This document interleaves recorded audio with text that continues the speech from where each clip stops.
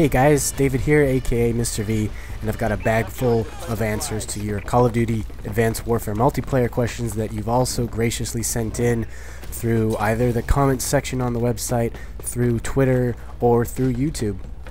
I'm doing this video a little bit earlier than anticipated, and that's because you guys sent in a lot of questions, so thank you. Please keep them coming and keep the discussion rolling in the comments section.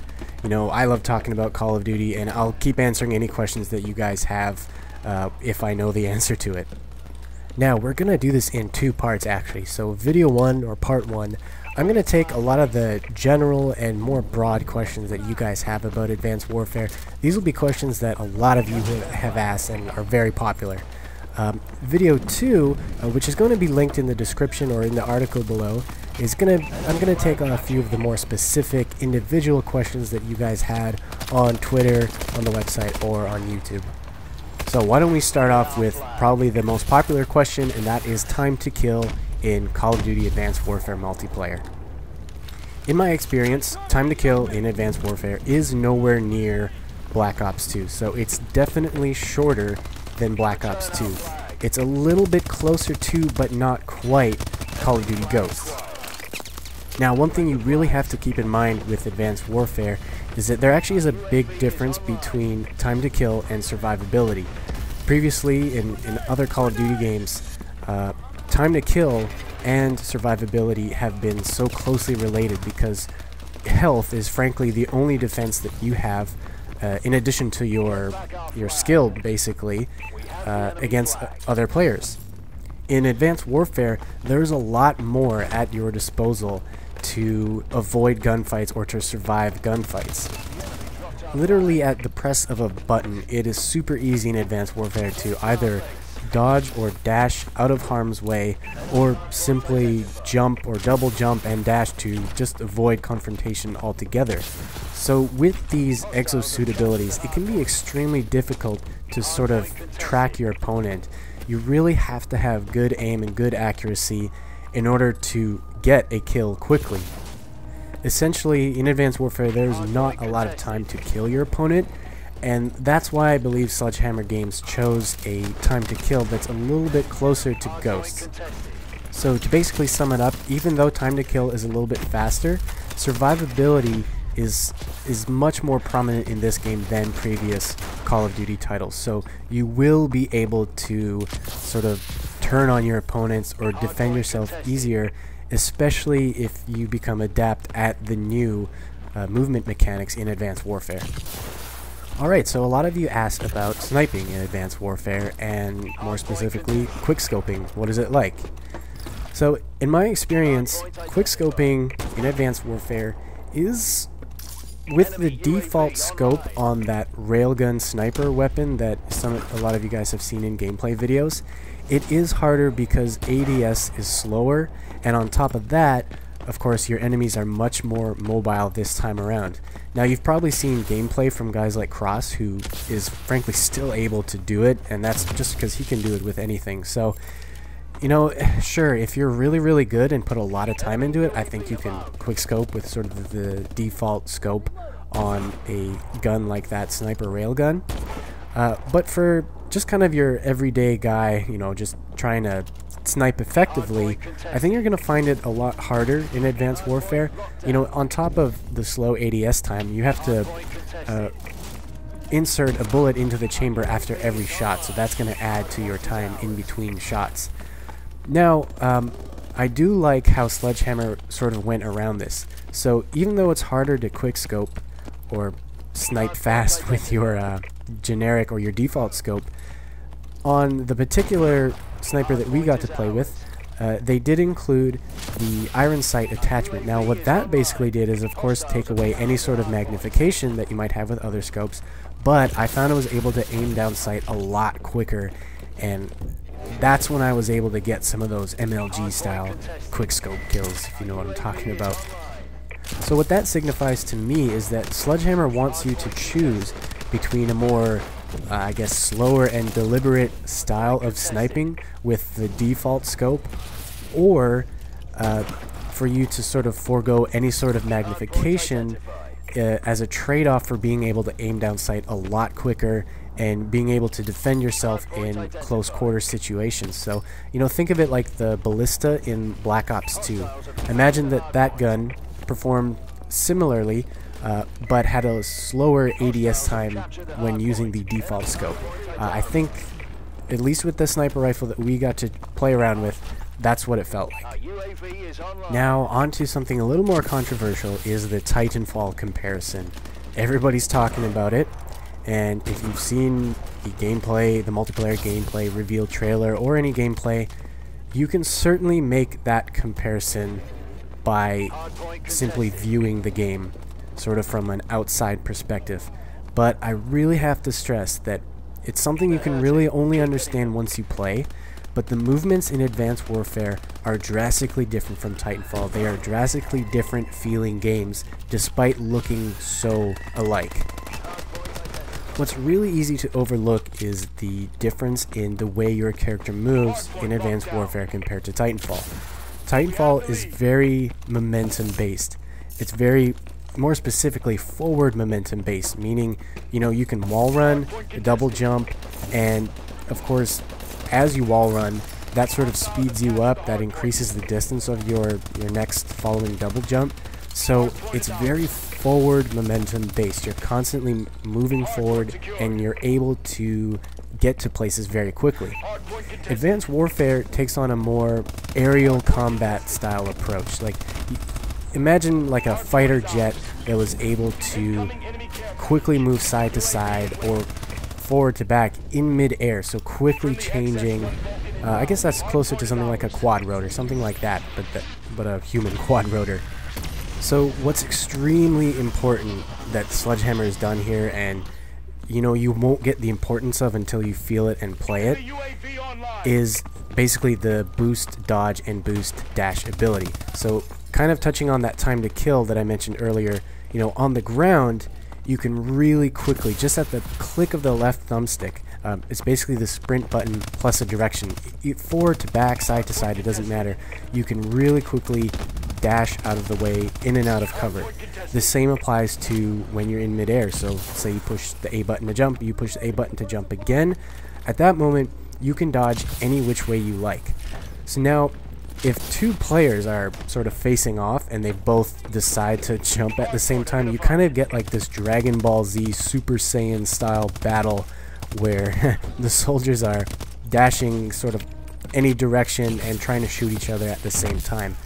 So, I mean, I think you can clearly understand right there that that is something very different than Titanfall. So basically, to put it simply, I'd say Advanced Warfare is more vertical, like up and down battles, whereas Titanfall is more horizontal. Even though you can still get very vertical, the gameplay is, like I said, more forward momentum based. So that's just the sort of core combat experience between the two games. They are very different, and that doesn't even include the rest of the game. Of course, there are no Titans in Advanced Warfare.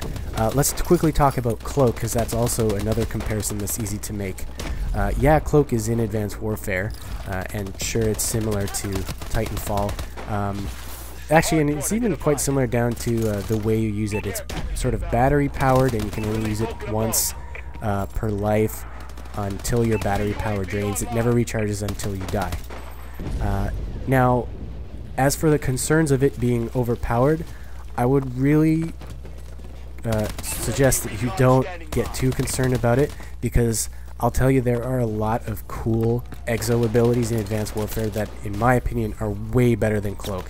And frankly, Cloak doesn't even cloak you that much. I was able to easily spot the very few people that were cloaking in the 4 or 5 hours of game time that I had.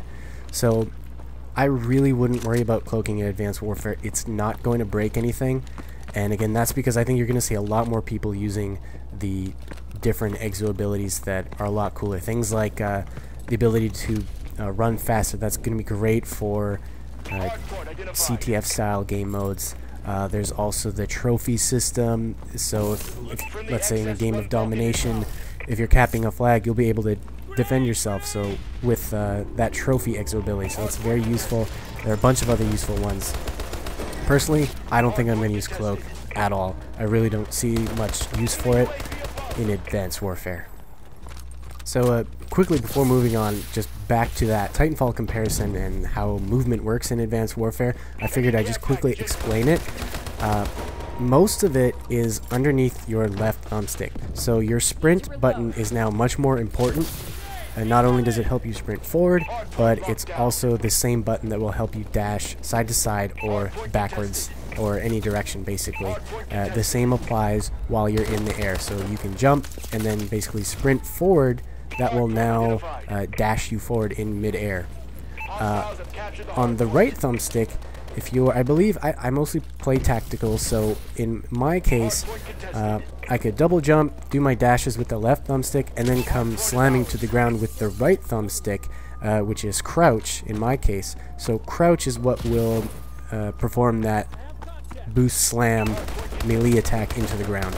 So what's just really great about it is that all these movement abilities are just right underneath your thumbs. You don't have to take your thumb off to perform them, except to jump. That's basically the only button that you're gonna have to take your thumb off, unless you have a scuff controller or something like that where the jump button is, or you're using the claw technique. If you sort of have mastered that, then you know you're gonna be a very formidable opponent in Advanced Warfare. Oh, and I should mention that stamina is not unlimited. You will eventually get to a point where your exosuit makes this clicking noise, so indicating that you are out of battery power. So what I found personally, or from what I remember, I was able to sprint, double jump, dash in the air, and come slamming to the ground. I could do that twice in a row before my exosuit started clicking, and I was no longer at that point able to sprint or do any of my exosuit movement abilities. The refresh rate is pretty quick though. It's just like previous Call of Duty games. Wait a couple seconds and your stamina meter, your invisible stamina meter, will go back to full pretty quickly, and you'll be able to perform your movements once again. And from what I remember, there are no perks that extend that. There are abilities that allow you to run faster, but nothing from what I remember or have seen so far that will allow you to extend your stamina. Alright, moving on to a few of the other more popular questions. Dedicated servers, we don't know yet. They didn't tell us, and they haven't announced anything yet. 4-player split screen, same thing. They haven't announced anything yet. We don't know. Co-op mode. Yes, there's going to be a co-op mode. If you've read MP First yesterday or earlier this week when you're watching this, you'll probably have seen that hint on the Advanced Warfare Xbox One controller that hints at some sort of round-based co-op mode in Advanced Warfare. On the right side of the right thumbstick on the controller, it showed the sort of check mark or tally system that's used in Black Ops 2's Zombies mode. So they're hinting at something there. And we don't know what it is yet, but they're going to do some sort of announcement soon. As for like a squads or bots sort of practice mode, same thing. We don't really know yet. They haven't talked about that at all. Now, when it comes to prestiging and XP and just ranking up, they're definitely leaving that to for another day to talk about, and they're probably going to do their own special trailer or announcement talking about that. Right now, we don't know. What we do know most about is the supply drops, which is something you earn just through playing and completing in-game objectives. So even if ranking up was turned off, you would still be earning supply drops. Now, a lot of you guys are asking, will there be more score streaks at launch? I can answer that. That's a definite yes. If you've seen any of the gameplay trailers or sort of presentations that Sledgehammer did during Gamescom, you probably have caught that there are more score streaks than what we were able to show you guys. There are about 2 rows of them. And then, for those maybe worried that there aren't very many score streaks, a lot of them have variations that actually behave similar to some of the other score streaks that you maybe did not see on the list. So, for example, the UAV can be upgraded to act like the I think there's like an Oracle upgrade. I'm not sure about that, but there definitely is one like the Blackbird upgrade. So you'll probably find that within one score streak, you might be able to find variations that act like another score streak that you don't see on the list, but is something you have seen in other Call of Duty games. Alright, cool guys, I think that is going to do it for part 1 of this Call of Duty Advanced Warfare Q&A.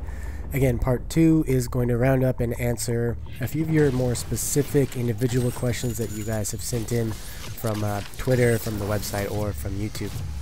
And again, I'm going to have that linked just down below in either the description of the video or in the article itself, so you'll be able to head there right away after watching this and continue on with part 2.